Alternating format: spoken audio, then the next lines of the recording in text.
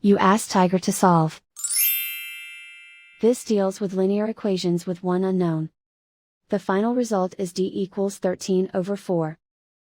Let's solve it step by step. Group all constants on the right side of the equation. Add 1/4 to both sides. Combine the fractions. Combine the numerators. Reduce the zero numerator. Simplify the arithmetic. Convert the integer into a fraction. Combine the fractions. Combine the numerators.